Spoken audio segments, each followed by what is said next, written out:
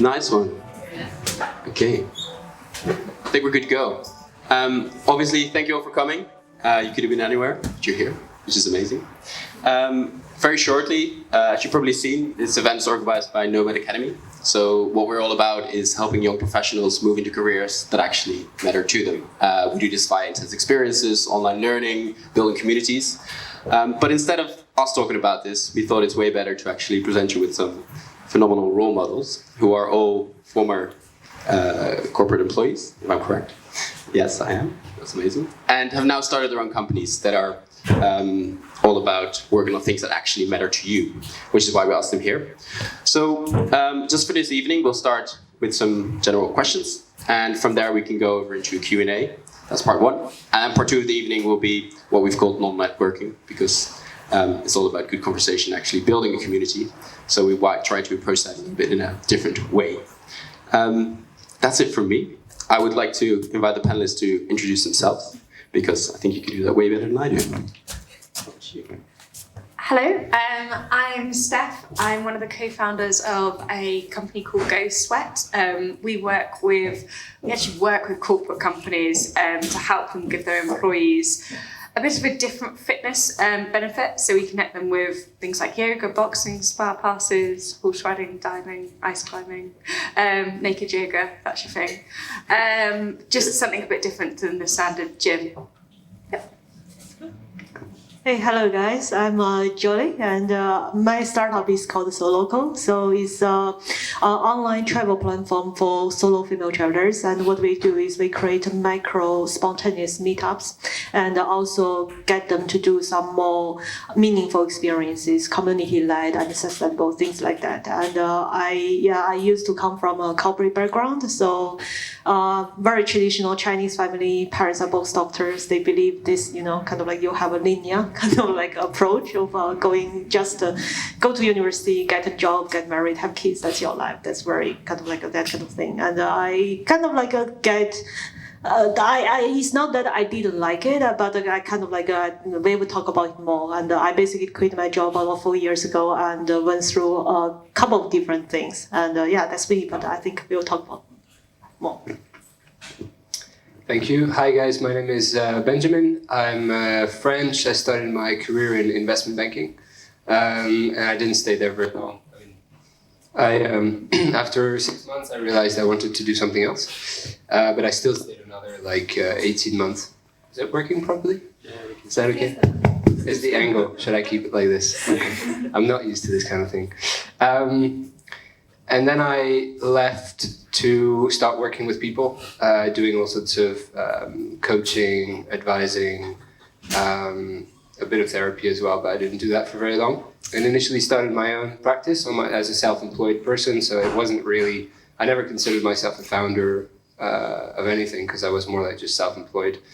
And then I joined, along my journey, the founder of another company that was also doing personal and professional development programs like seminars and deep dives into self-discovery. And I joined him. And so today I'm kind of like number 2 in the company 4 years later, running the business development, running the coaching division, so the one-on-one coaching, but we also run group programs. And we help people on 3 different things: career fulfillment, which is a lot of what actually Nomad Academy is also doing in a different way and different demographic as well. Relationships and communication, which is a big area of challenge in modern living, and mental resilience. And that's it. That's pretty much what I discover. The name of the company I discovered 360. That's what we're about. Hey guys, my name's Alex. I'm the founder of Ethical Angel, which is an employee experience tool. We've been going about 18 months. We've just closed our second round. I was doing investment management, now I'm doing tech. Amazing. Yeah, you can keep the mic there. I think to start things off, because I think we're all familiar with the situation where you work in a big company, you have sort of maybe some notes on your phone about the great big next idea. But from there, one of the things we hear a lot is how scary it is to actually take action and actually make that move into a different world. So maybe Steph or July or anyone who started a company in this case, maybe you could talk a little bit about what was it like for you to actually take that first step, to actually take action and move away from your old world? Maybe, Alex, since you got the mic, maybe you can start that one. I mean, I kept on getting fired, so it's pretty easy. I mean, look, it's never going to be what you think it's going to be. But if you've got an idea, and if you've got a passion and you see it through, then it'll become something. It might not be what you want it to be, and it might not happen in the time frame that you think it's going to. But I wouldn't be worried about it. I mean, what's the worst that can actually happen? Being totally frank, is my mindset. Thank you. I mean, for me, it's hello. Okay, hello. Maybe try this. Yeah, I can. Hello. Okay, this works better. It's not really straightforward. I just had that clicking point. I kind of like had been battling about this for about 1.5 years, kind of like whether to do something. And at the time, I was kind of like grateful for my previous company that I had a personal coach with, I mean, they are paying for it and so forth. And what's really interesting is after the coaching sessions, I decided I'm going to quit the job. But anyway, so we did some exercises, kind of like she was trying to help me what's really kind of like I'm passionate about, what I'm really happy about. We did some kind of like lifelines. I draw where is my high point and low point to find where my happiness point is. And it's similar exercises like that. And I just didn't really have this vision that my whole life I would be working for corporate and so forth. And then I had several mentors who's very senior in their career, like a CEO, CMOs. And what clicked me was when I was in a mentoring session with CMO of Diageo actually at the time. And he told me kind of like, what do you have to lose? Exactly as you said. He said, if I look at your CV, you have a very good progress in corporate. I know you can do it. And actually, if you just quit your job and do something, even if you don't make it, and you go back to me, I would hire you because that shows that you are a risk taker. You have something different. So he actually said from the corporate, boss's perspective, that is a plus for them.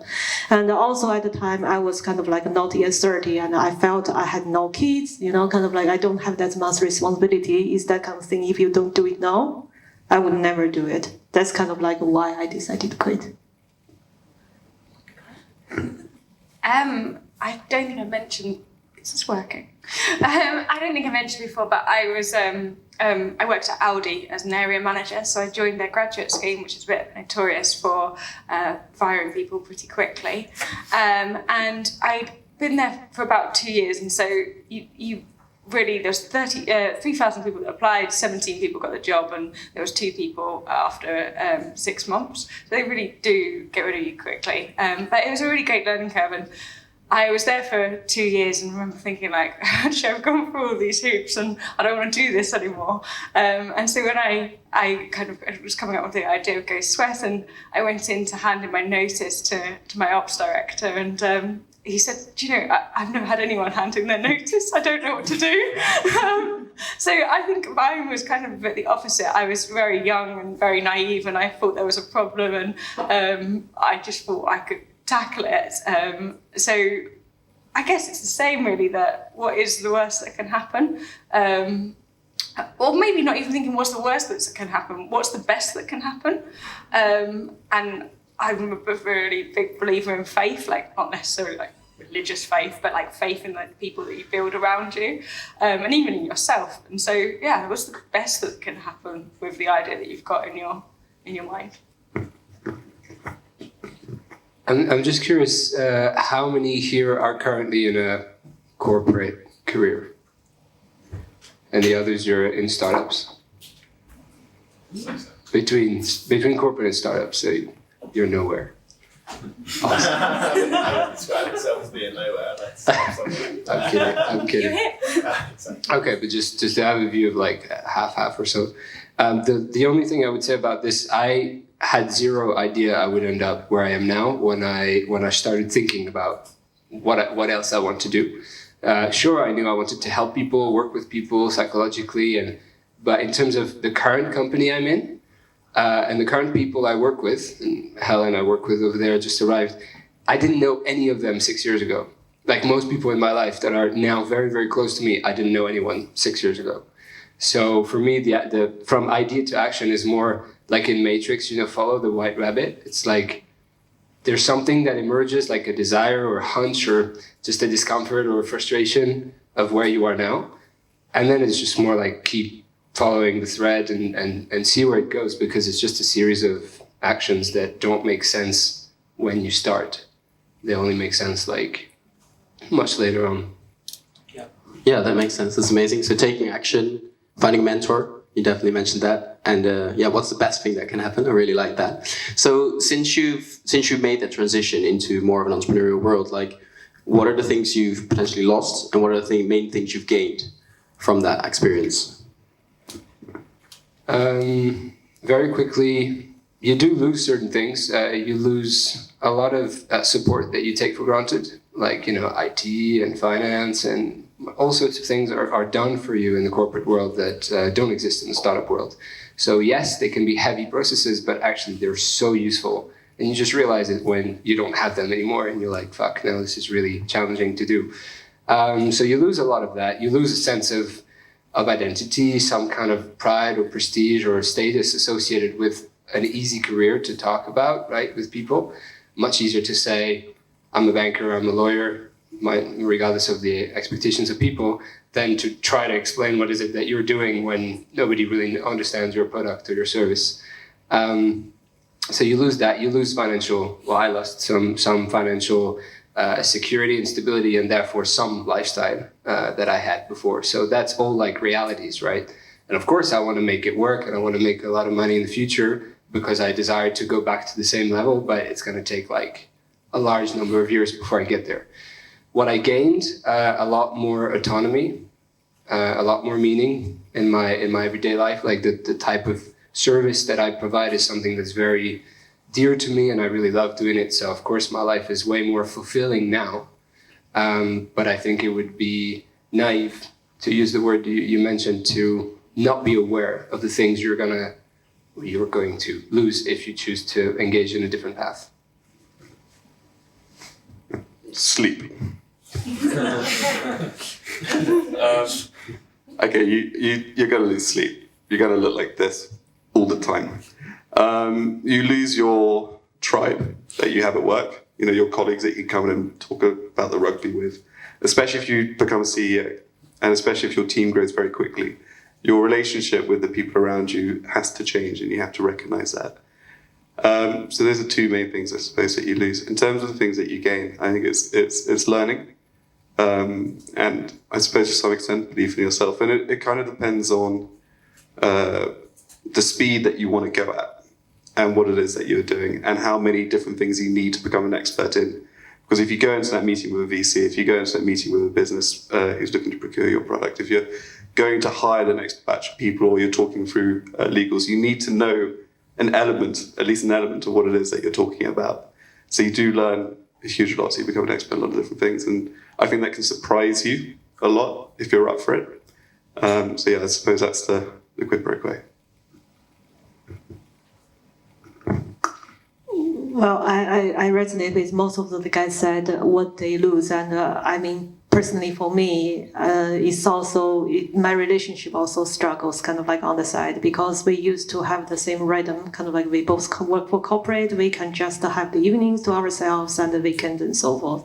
And once, a lot of you can resonate, is once you start, it's basically non-stop. You have to be wherever and whenever it needs. Is that balance kind of like a need to you need to kind of like reorganize that.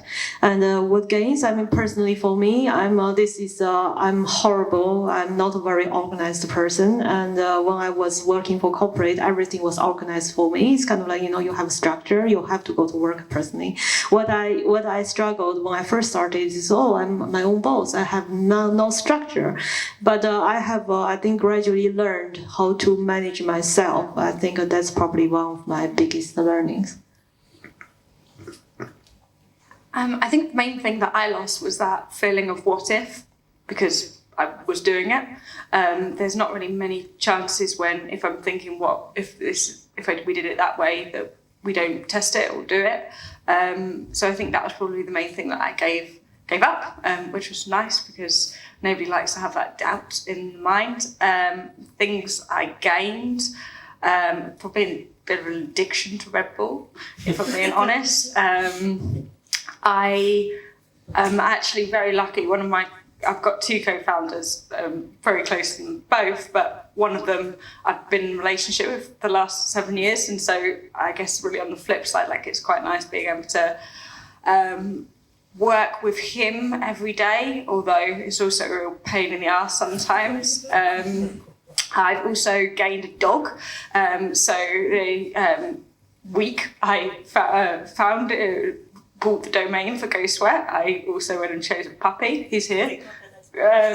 Conquer. So I feel like I've gained quite a lot. I think that I've also gained, like, we've done a couple of rounds, gained a great team, but yeah. Amazing, that's really cool. And that's actually because you mentioned funding and you also mentioned funding. In that very, very early stage, we often quite meet people who have great ideas, but the reality of it would be that they would need multiple £100,000 to actually execute. Could you maybe talk a little bit about bootstrapping versus fundraising and at what stage you should think about those things? Yeah, I really don't think, I'm sorry to disagree, but I really don't think you need hundreds of thousands of pounds to start anything. Like, as I mentioned, her background, came out of uni, did Audi, I studied geography, so nothing at all in this space. But I learned very basic HTML. I am the biggest fan of Webflow, which is a bit like Squarespace, but on steroids. So you can customize it a lot. And so I built our first MVP there. And I don't think I'd be speaking, co-founder and CTO is here, and I don't think I'd be speaking too much on his behalf to say that part of the reason that he was interested was because we'd already had that drive to get something out there. And again, like a lot of initial traction, we could prove out of that. And I mean, this was a really shit product, but it's like MVP is in the name, like it is meant to be minimal viable product. So I don't think you need hundreds of thousands of pounds. I think when you are looking to raise, it's worthwhile thinking about the fact that it probably take a lot longer than you think. Our first round took us about 7 months, and there are definitely some like low points in there.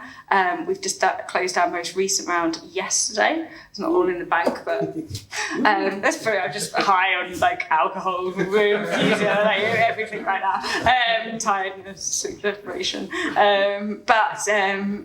So we've just closed that, and it was just under 2 months. So I think you can never really predict for that, but knowing how much you've got in the bank, how much runway you've got, what you can do and build yourself, like definitely get on Webflow and just put something together to be able to show people. Nice. I got so distracted. I totally agree with Steph. I mean, anything, you can do it with Excel spreadsheets, you can do it with Google Forms. I mean, you're just trying to prove the concept. And if you can prove the concept, then you can identify your market, then you can identify price points, and then you can start building together a plan which you can use to try and find that first bunch of money. But it doesn't need to be a lot of money. And anyone who, you hear all these stories coming out where they've developed this highly sophisticated solution for a problem that doesn't exist. It's dumb. Find your market, then you'll find everything else becomes easy. Agree with you, same sort of story. I mean, we did the first round, which was $250,000 in that took a bit of time because we didn't have the traction, we didn't have the validation points, but then you build on those, and then the second round was like, oh, cool. So, I mean, I'm not saying it gets easier, but if you identify your market, and then you can use your market to identify how potentially viable that market is to you, then you can start putting together a plan. Just the one thing I'll say, it's interesting, I Discover have a different, we've never gone for any external funding. There was a little bit at the beginning of capital brought by the founder, because he was running his own company, but everything else has been generated through the services and the products that we offer. So we're entirely self-funded, and we don't want to go for external investment to keep the autonomy and the philosophy that we have in the company. And that brings a whole different set of challenges. Obviously, the growth is a little bit slower than it would normally be, but it means you get to grow strongly, properly, because you have to have a business model that works. And so just on the flip side of this funding versus bootstrapping, most startups that I know of, they go for funding, but they can burn for years and years and years with a business model that's basically broken. It's not working, and they're just eating cash all the time.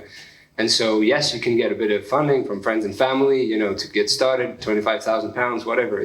That's not very hard to come up with.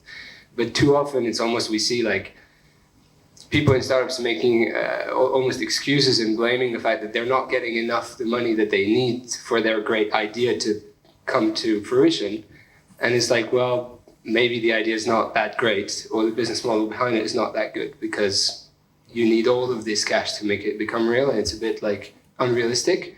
So that's just more something in favor, or at least in favor of thinking about, you know, how good is the business model? How quickly could you rely on yourself without the funding? Of course, you can have a moonshot thinking where you still need like millions or whatever, but too often it's kind of like the easy excuse of getting money from the outside instead of trying to generate yourself quickly. Yeah, I mean, I'm basically the example, the failure example Benji just mentioned. So we are actually at the stage, so we have some initial fundings, and but our current problem is we cannot really scale up at the startup kind of like a stage. And so we either at the stage we need to change our business model completely, or kind of like we need to find some other ways. I think completely in agreement with you is when you go into funding is really why do you need that funding at the first stage? Have you already done all of the validations and so forth? Kind of you need to find that. But I think what one thing I did probably a bit different than those guys is we have started another startup. We found our own startup, so it's that kind of thing. So we on the side of our business is not really related. We have an e-commerce kind of like business on the side because it's just at the stage we realize we are not getting investment, but our app, we are getting very good feedback from our users. And we thought there's still potential in the way if we can figure out the business model, if we can kind of like, we are currently talking to some partners, that's the reason why we haven't gave up. But without external investment, we have to find the money some way. So kind of like it's very bootstrapping, kind of like we started some other things to sponsor that ourselves. Yeah. Nice one. So use the tools out there and really just go for it. No funding needed at an early stage. That's good to know. Steph, specific question for you, because there might be people here also who don't necessarily want to become a founder, but are interested in working in a more entrepreneurial environment. Do you have any advice for actually applying for a job in a startup as opposed to applying for a job in a corporate? Yeah, there's a really good company that's just raised a round of investment and they're hiring for like 10 roles in January. They're called Go Sweat. So if you're looking for a role in sales, design, marketing, tech, pretty much like everything under the sun. You can meet a couple of us here today, but yeah, there's quite a few roles that we've got going. So thanks for the plug. But yeah, you'd really help on our recruiters fees. We obviously are pretty cool people to work for. Yeah. And with that, actually some advice on when you apply for a startup. So when you apply for a startup, like how do you think you should approach that in a different way from applying for a corporate job? Okay, so I really feel really hot off the press here because I did 15 interviews today. And so I think the main thing, obviously having applied for a corporate job and like gone through all the hoops and everything you have to do there, it was very much like, I literally got asked, what was your relationship like with your stepmom when I was applying for Aldi? Like weird questions. Whereas one of the questions I was asking people in an interview today was like, how would you describe Instagram to your grandma? And I think like taking people outside the box, I think you have to expect that when you're applying for a startup. It doesn't necessarily mean like you can just throw all of like, you look much smarter, for example, than a lot of the people I interviewed today. And I think that's nice. Like, I still wanted to feel like they'd made an effort. Somebody looked like they'd just got out of bed. And I think applying for a startup doesn't necessarily mean that like you just throw all caution out the window. But there is an element of being a bit more down to earth. You want to know a bit more about them than just what they got for the GCSEs or the fact they did Duke of Edinburgh. Yeah, I think researching definitely obviously about the startup, because especially if you're speaking to one of the founders, they're going to be pretty passionate about it. Somebody said to me today as the last question, so can you just explain to me like what Go Sweat is and like what you do? And I was really pissed off by the question at this point. I'd done about 14 interviews, and I was, especially because you can just Google it, and so I said, well, you kind of fill in the blanks. And I think like if you're applying for a startup and you're talking to anyone there, that you have to be passionate about the company that you're going to be wanting to work for. It's that meaning. Startups can't pay market rate. You're going to probably take a hit on your salary, like it's just going to happen. But you're buying into that culture, you're buying into that meaning. Like we literally want to change at Go Sweat how employers and employees connect. And so yeah, I think probably passion to sum up all of my waffling. Amazing. Yes, Ben, a specific question to you, because obviously you're a coach. If I'm correct, and from talking to past you as well, you work a lot with young professionals looking for career fulfillment. Are there one or two issues that you hear over and over and over again, and what do you say to them? Issues that I hear over and over again. I mean, it's very common to begin with, like misalignments in terms of your professional path. For all of us, it's a challenge that all of us here at some point or another faced, possibly will face again, and probably everybody here will go through that too. Whether it's coming out of university, whether it's in your mid-30s when you're really successful, but you're kind of done with your first career, whether it's when you're about to retire. It's like, what do you do next once you're retired, right? It's like career fulfillment and knowing what to do that is paying, that is meaningful, that is recognized, that we can use our skills for. It's like, that's the first thing. It's super common. The second thing that I see is that a lot of people are actually, I've touched upon it, but they take for granted a lot of things that they have in the current place. And I did that when I was in banking, for sure. Like I was blaming and complaining and all you can imagine.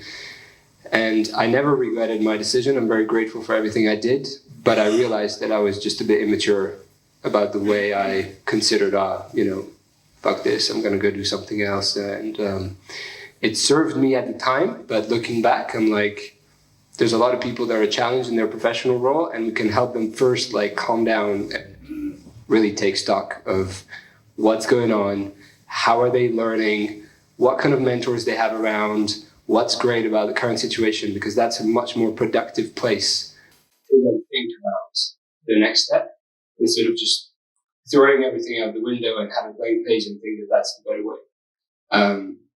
And then the second piece that I would say to maybe encourage people to do some self-reflection on their own is to realize that throughout their life, there's a lot of evidence already of the things they love to do, of the things they find really meaningful, of the difference they make to other people, the things that get them in flow, in this flow state, in their elements. There's already a lot of evidence in our life. We just need to learn to look better. Instead of just considering what we studied and what our dad and mom wants us to do. And, we use these inputs and that's it. But actually our psychology is already showing us what we love to do. So I think people can already start to look at their history differently, and that will give them some answers. Nice one. Thank you. So, specific question to you, Alex. Yes, personally, I'm a big fan of what you actually do. I told you when we first spoke, I had a sort of similar idea, which was funny.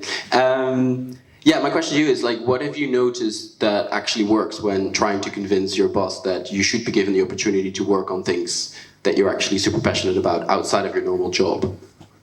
I see what you're doing.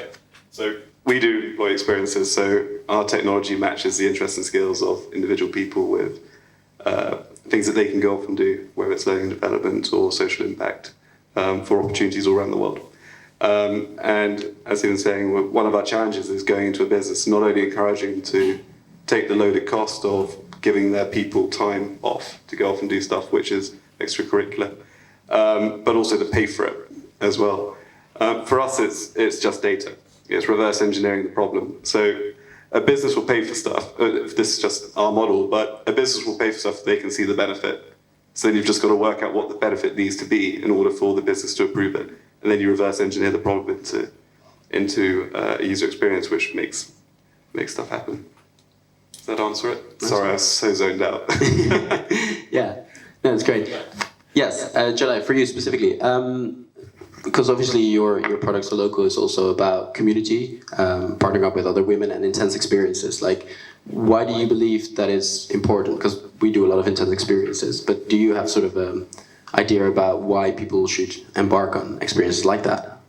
I mean, we have two parts. One part is we connect people, and the reason why, I mean, my personal belief in that is no matter how much technology develops, is this kind of like a face-to-face and a personal connection that will never get lost.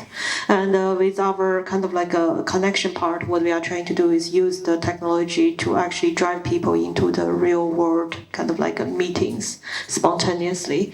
That's what we do. And the other part, I mean, the meaningful experience part is also where travel, I mean, as the industry where it's moving into. People don't really travel like you do in the past. When you travel, I mean, it's more like a weekend and you don't want to see the big sights. You want to kind of like get more involved with the community. Why you travel is that you want to gain different perspectives.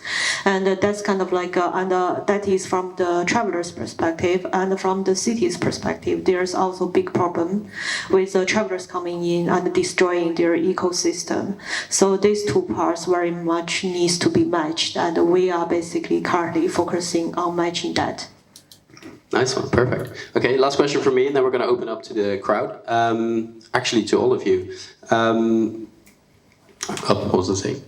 Oh yeah, if you could go back in time, now that you've gone through this transition, like what advice would you give your younger self, or to anyone, I guess, for that matter, in this crowd?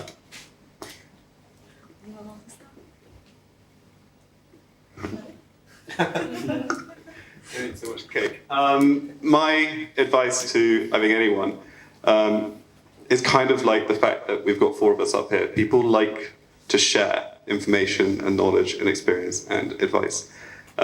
So I wish that when I'd first started thinking about this idea, I'd reached out through things like LinkedIn to every single possible expert. And rather than asking them for cash, I was like, I wish I'd just gone and asked every single one of them for like an hour. I would have bought them a coffee or something like that. But if I could just build up this book of people who could do absolutely everything that might be useful to me in 5 years' time, and then keeping in touch with these guys and like letting them become part of your journey, they will be your first investors if that's what you need. So yeah, ask people for help. I was lucky enough. I have a problem with this mic. Hello? I can speak really loud, that's fine. No, it's not. Okay. Maybe it works here. I don't know. It's not working very well, sorry. Or maybe it's me. I was lucky enough to have someone early on my journey who shared with me the words, stay in the game. And that was very, very early on. And I didn't really know what the hell he meant at the time. I was like, sure, I mean, I'm leaving my job to get into this game, so I'm definitely gonna stay for a little while. But I learned to appreciate over time that what he meant is that there's gonna be a lot of like afternoons where you're like discouraged and you don't know who else to talk to, and you don't know what the hell's gonna happen next, and when's the money coming in, and all sorts of fears and challenges and embarrassment about what other people say about what you're trying to do or accomplish, and naysayers. And so it's a long journey, and so that's one piece of advice that I got, definitely, and I'm so grateful I did. What I would add, that I've had to learn the hard way, is just to be patient. Honestly, just to be patient with the journey, because as I said, like, I had no clue that I would be here 6 years later, and it's amazing where I am now, and it's nothing like where I'm going to be in 10 years' time, right? But startup world, you want to get things there so quickly. You have your idea, you have your passion, you want the money because you know if you get that money, you can do so much, and it's all exciting, and there's a great thing about this energy, but there's also a bit of like just slow down and enjoy at the same time the ride, because you're not getting these years back. So trying to get to your seed funding, trying to get to your Series A, trying to get to every time if you create these destinations, that's like you hold your breath for that long, and then only when you get there you breathe. It's like you're wasting 99% of the time instead of just appreciating that you're growing in that amount of time, and that's the real gold, that's the real prize. So for me, it would have been just be a bit more patient about where you're trying to get to. You're getting there. It's coming, but there's a process. Well, I personally, I don't really like to think, because I believe whatever I have done take me where I am today. So kind of like, but if I have done a lot of things that I would like to redo again, but well, that's not possible. One of the key things I think for myself is I wish I could have asked myself the why earlier in my life, kind of like in a way, because I feel so much, especially the society where I come from, you need to be a part of the society rather than, kind of like you cannot make things work for you, you have to work for the society. And I went to university, I chose a degree, I don't even know why, because everybody chooses, it's supposed to be good. I mean, business is supposed to be, I didn't even know what it means. And when I graduated, I didn't really know why I chose what I was working in, and it was just very much like that. I think maybe in the West, you still have this kind of gap year thing, you can go out and go travel and do your things. I never had that opportunity, it's kind of like so forth. So I had to ask that why question a bit later in my life, and but I wouldn't say I regret it. I probably a bit more mature at the time. I mean, when I asked for it, but I think the key thing is trying to find myself, and I think that that's for me. Not to completely disagree, but mine would have be so bloody impatient. I just go after, and maybe it's the difference in what we're raising, but go after absolutely everything like it's your last day. Because one of my co-founders' sayings is, a year is short and a day is long. And I think that's the best way to think about it, because for us, we need to corner the market in the next 12 months. And we want to be so big that we're unmovable. And anybody who's even thinking about coming to this space is like, wow, there's no space, they've got it.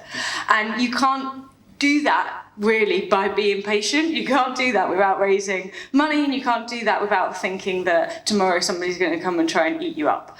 And so I think I'm already pretty impatient. It's like a criticism I get, and people might give it to me as a criticism. I think it's a positive. But yeah, I'm so impatient. And I would probably tell myself to be more impatient if I could. Nice one. So we got impatient, patient, enjoy the process, ask for mentorship, and find your why early on. Great. Does anyone in the crowd have a question? There must be someone. Yes. I was wondering, when did you know it was the time to leave the corporate world? Did something push you over the edge, or did you just like one day wake up and make that decision? And what was your journey like to make that jump? At Audi, one of the things you had to do in order to pass the next stage was you had to fire someone. It didn't matter whether anybody had done anything wrong, you just had to fire somebody. And I unfortunately obviously had to do that and it's from my own company. It's obviously not anything that you would ever enjoy doing, but I think particularly when you just have to pick somebody.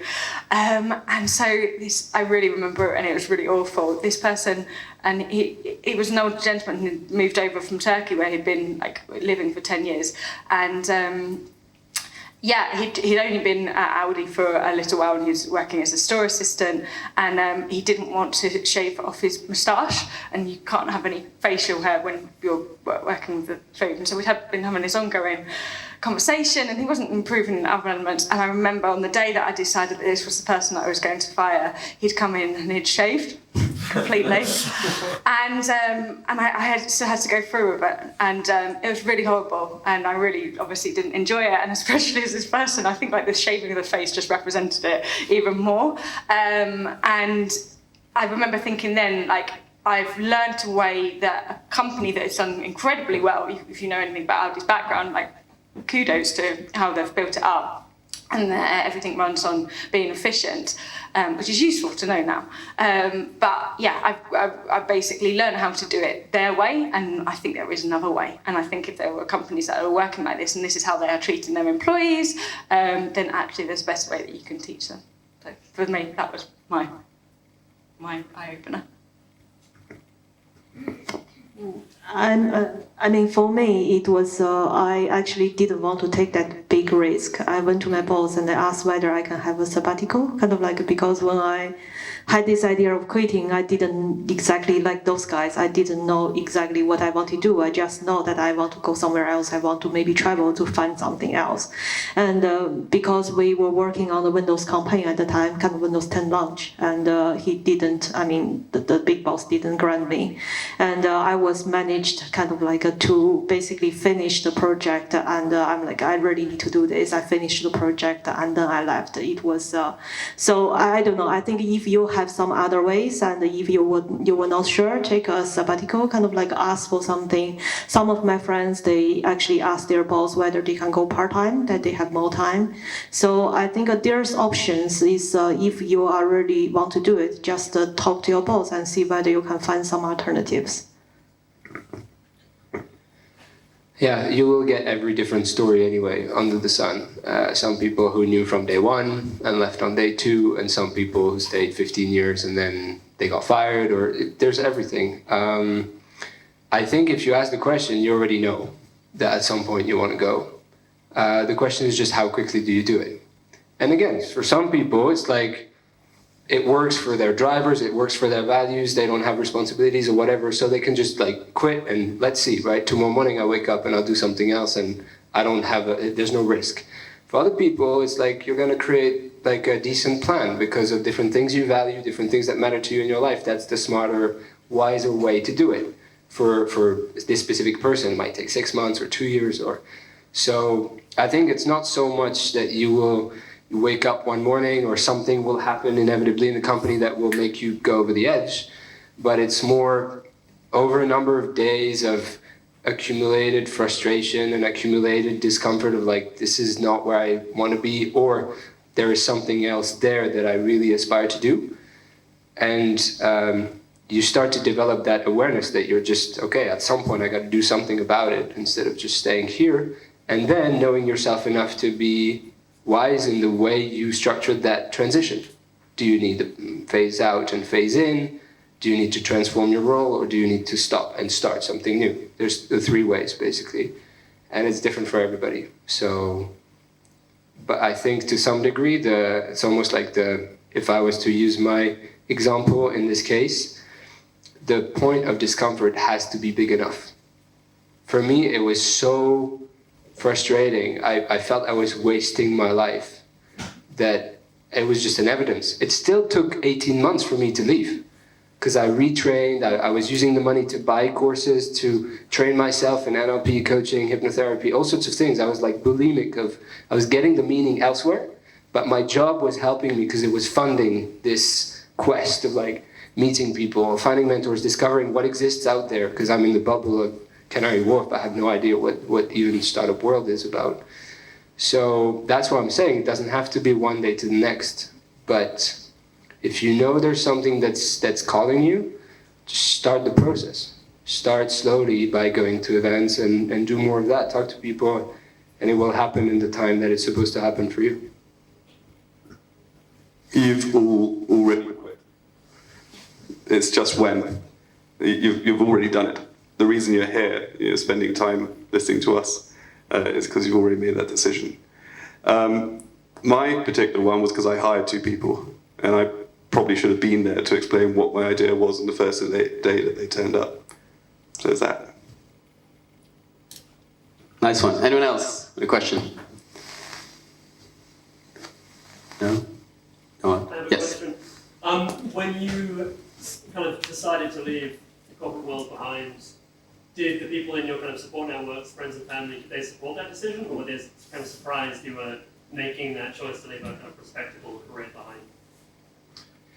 So my father spent 30 years in a financial career in Total, the French oil and gas company. Very traditional background, lived internationally, expatriates. I studied in business school in HEC in France, so I studied business economics. So initially when I told them I wanted to leave and do hypnotherapy, which was the first thing I went for, and I have nobody in my family who's like a doctor or anything related to like health and well-being, it was a little bit weird for them, to say the least. I think, honestly, not everybody will support your decision, and some people will. The people who don't support it, to be honest, there's the two first reasons that come to mind. One is they care about you. And so in their mind, they think whatever you have now is like safer. Two, they're projecting whatever their own fears and values and insecurities are onto your decision. So it's more like be prepared that, yeah, some people will not support your choice, even though they're very close to you. But you have to be more certain than their doubts. You have to be more clear that, well, it matters to you, I'll make it work. I know what I'm taking my chances, it's my life. Don't expect them to support you or be pissed off at them for not doing it, because they have a right to also think it's not wise, and that's fine. But I think over time, as they see that you're fulfilled, that you're challenging yourself, that you're growing, that you're enjoying the up and down journey, they also start to come down and realize that it was a good thing for you. It's just you have to go there first, right? But you will always have people supporting you. If you challenge yourself, you will always have people who show up to help. But not everybody, and maybe not the people very close to you. Well, my family is actually split on this. So my mother cried for I don't know how many months, and she still cries even nowadays. Seriously, my father, he kind of like on the approach that because he always wanted to do something when he was young, and he somehow projected on me. He think kind of you're at the stage, if you want to do, you should do it. And I think because I'm an expat, I didn't grow up here. So more of my network, all of my friends here are from my corporate life. And when I decided to quit, kind of like I had no friends basically from the, more entrepreneurial background to support me or to give me advice. I wish I had, but I didn't. And I think what I really got from that process is if you, exactly as you said, if you don't have that support network, try to find it. And I think London is a great place that Nomad Academy programs like that.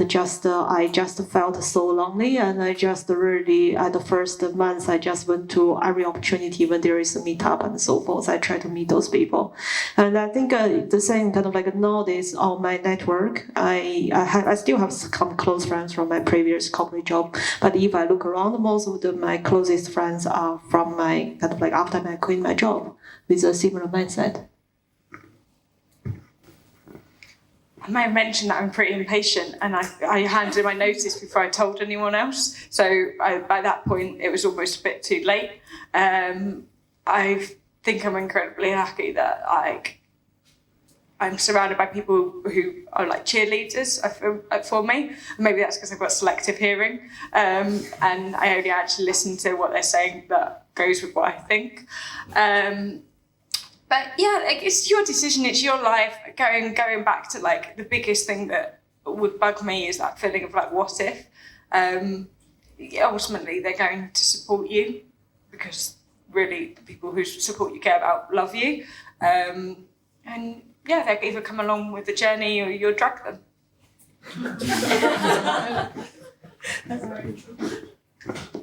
I haven't got a lot more to add. I mean, it's your story, right? No, I generally don't have anything else to add. No, that's fair enough. Anyone else? Yeah, that's you. Yeah. How do you go about finding a mentor, and any of you offering? Did you have a question? Yeah. Go ahead. I'm not sure you want me as a mentor, but I'm more than patient. I'm more than willing, and I think it's actually something that is pretty useful. I don't know whether I would be able to say that I have a specific mentor at the moment, but it is similar to what Alex is saying about like surrounding yourself with people that you can ask questions to. Maybe they are mentors, maybe they're just brick walls that you just bounce your ideas off. But it doesn't really matter. I think if you want, I think it is a good idea probably to surround yourself with that and specific mentors that you can feel comfortable probably feeling like a bit of an idiot in front of is quite useful, because some of the things that you're going to come up with will be really bad, and some of them will be really, really good and then end up being really bad, and vice versa. And so, yeah, how would you go about finding a mentor? I guess you can probably go to events and speak to people there. LinkedIn as well, reaching out. Then you'll speak to people and they'll connect you with people. You will be surprised how many people want to go for coffee with you. Sometimes probably tell people where you're going. I went to meet someone and he kissed me very close to my lips and gave me a bottle of Pimm's. And it was... he did invest, but he didn't. I'm joking. But no, I do think like it is probably a good idea, and I'm more than willing to have a chat and share any knowledge on anything. Yeah. Oh, very similar than you said. Just seriously, just ask. I mean, you probably will be surprised on some of the biggest people you can get. I mean, because those people they look so scary, right? Everybody thinks kind of like if I'm going to message that person, he's not going to reply. But actually, the most reply I got are from those people, because they precisely because everybody thinks like that. Nobody actually message them, and I think when you message them, is really be very clear on what your ask is for. Their times are very, precious. If you are having 15 minutes of their time, be very specific. Tell them if you have some common links, you have seen their talks. Tell them why that impresses you, and if you are going for them, just ask. That's I haven't had so many rejections. I just did Yeah, do it more. No, but the only thing I would say, a mentor for me is really somebody who has a lot of experience, and he is sharing or she is sharing some of that experience with you. Otherwise, it's more a peer, maybe someone who's a few years down the line, but it's not per se a mentor, because the role of a mentor is to share depth of experience, right, and help you think. So by definition, I will not be a mentor for a number of years, right, just because I don't consider that I have an experience of the industry that makes sense for me to be mentoring someone at this stage. But there can be a coffee, there can be some bouncing ideas, getting some form of experience, but depends if you're talking about a relationship with a mentor, someone that you go to every 2-3 months, right, regularly in the long run, and they kind of like follow your evolution over a number of years. And that's a very different thing. And that's not, you don't go around people saying, do you want to be my mentor? Like these people, they will emerge as mentors because they're getting something from the relationship, which is they like who you are being.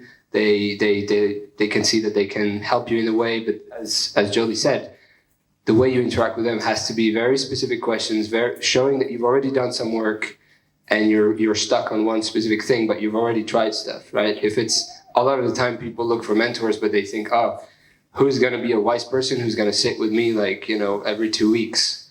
And it's like, well, unless you pay them and it's a coach or a therapist, nobody with 25 years experience is going to do that. Like what's in it for them, So just depends what you mean by mentor. And I would start with the ecosystem. I would start with people that you can easily engage with, etc.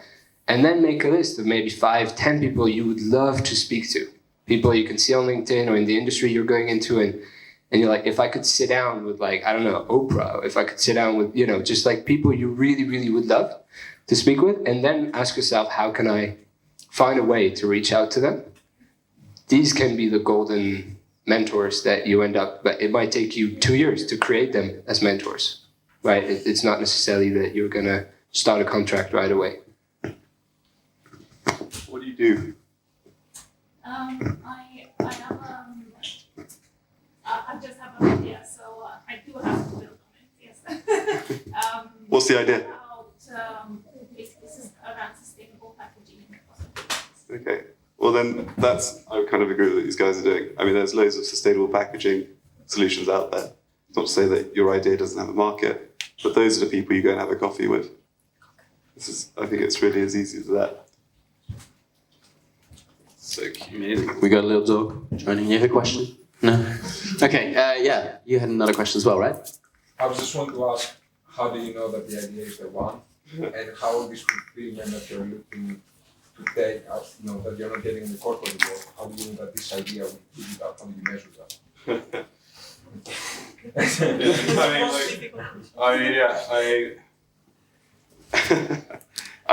It's about, I think, the way that I did it is I got to spend 2 years testing out assumptions.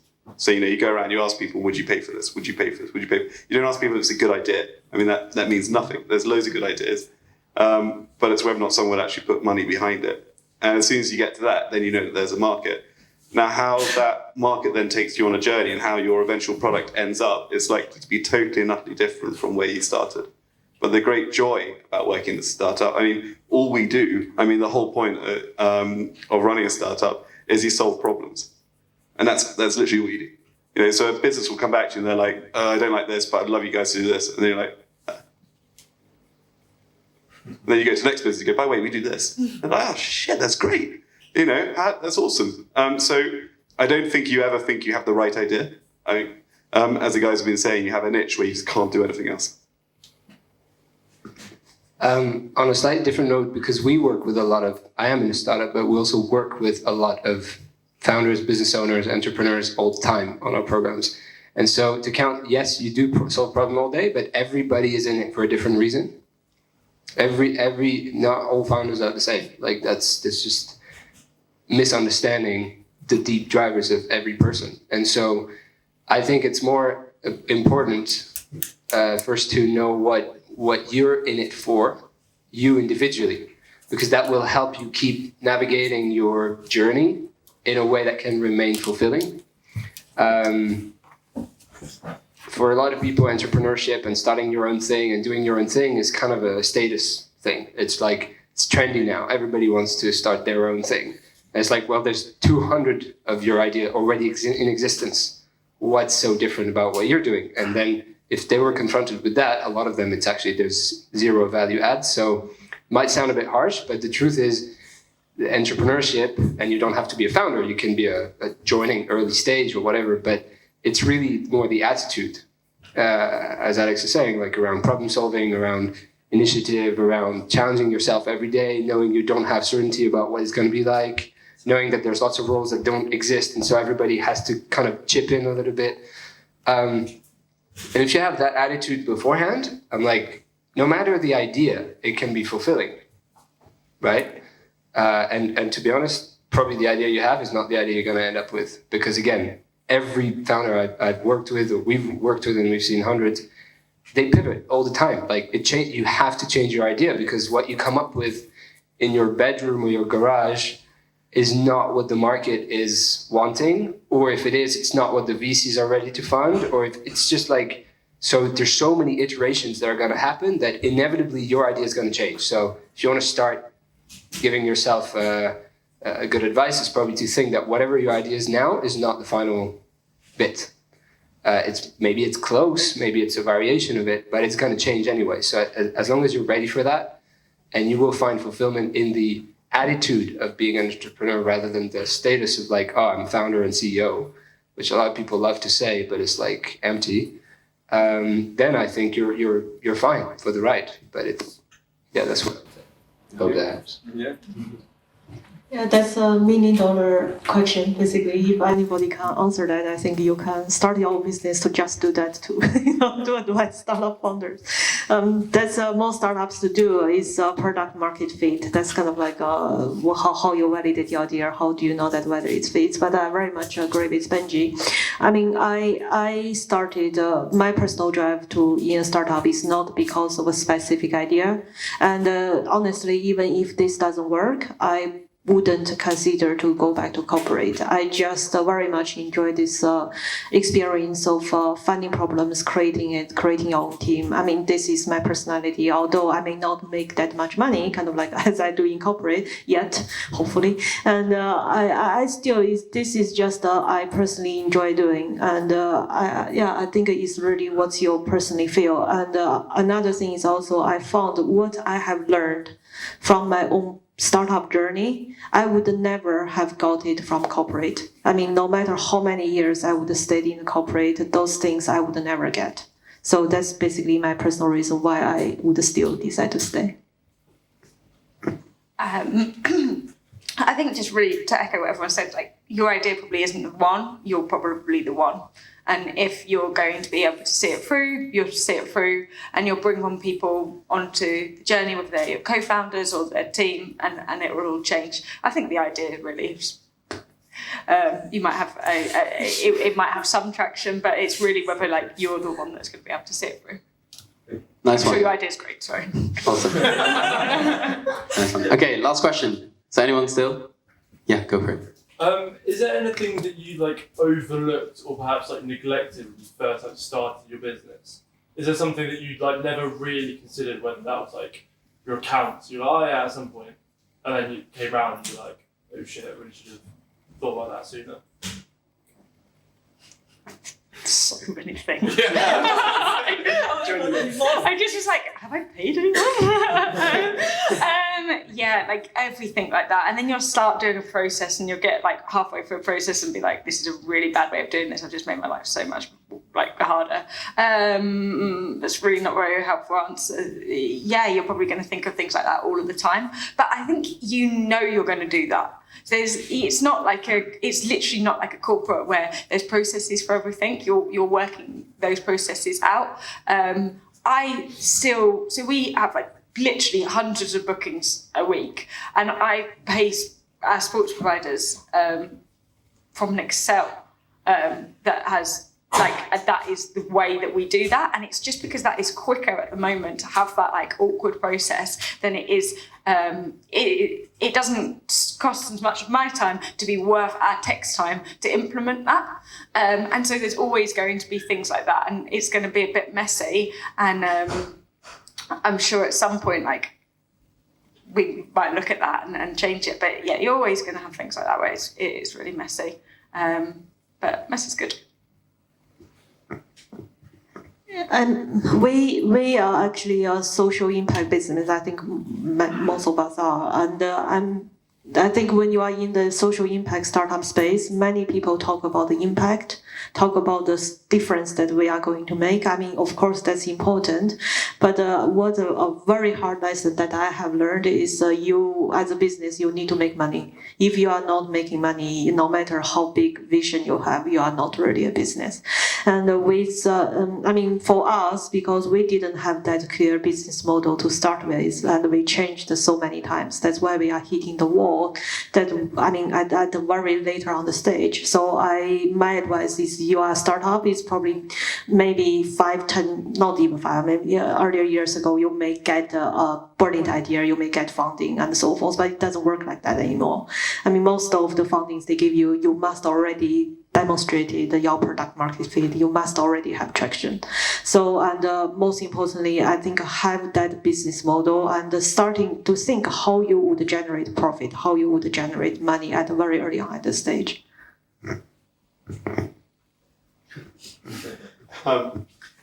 Paper trail. If there's one thing you think about on a daily basis, is that anything you write down could be used against you, whether it's a shareholder agreement, whether it's an investor who's applying ratchets, whether it's a client who's setting out expectations, or whether it's a co-founder. Anything you write down can be used against you, so be like super attentive to the detail, is what I'd say. And I don't know if you guys have made mistakes in that, but geez, I have. Yeah, I think just the challenge, and that goes a bit in the direction of patience, but the challenge is most startups want growth fast, and they go fast, and that's part of the game, and it's necessary if you want to disrupt and if you want to be one of the first, etc. But the problem is quite often they do, that becomes the holy grail. And things like slowing down to actually make sure you get the right co-founder or the right shareholder agreement. Because right now, it doesn't matter if it's 50K capital, nobody gives a shit.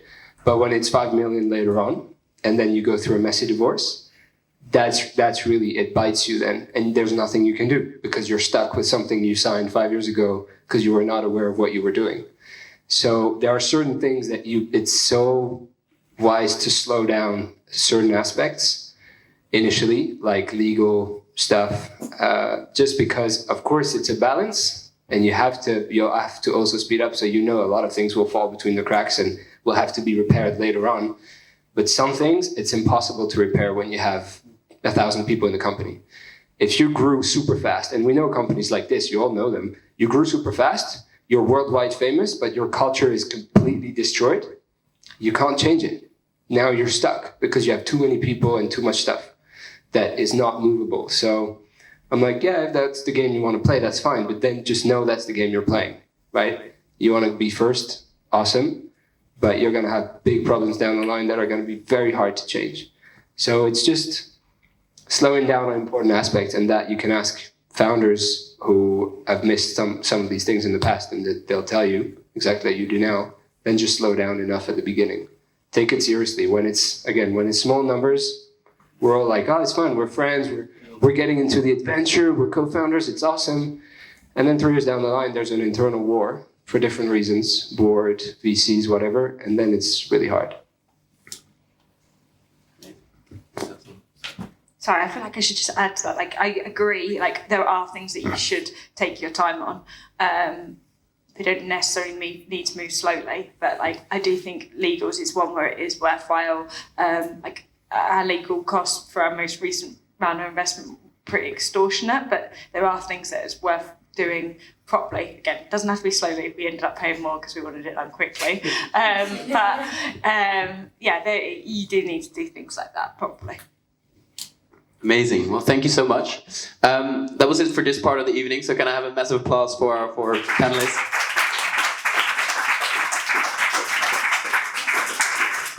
Amazing. Thank you. So for part 2 this evening, we're going to move into what we claim to be non-networking, as in let's try to actually have some good conversations, which is right there. I hope you four can hang around a little bit longer. Yeah. Awesome. Okay. Yeah. There's nothing out there, but just, please be focused on actually having a good conversation. So for that part, the first drink is on us, so please make your way over to the bar. And that was it for us. Speak to the panelists, speak to anyone from Nomad Academy. There's a couple of people here. Maybe you can raise your hands. It's Maria, Harry, our founder, Jesse in the back. So if you want to know more about the program as well, feel free to ask. And enjoy the conversations. Amazing.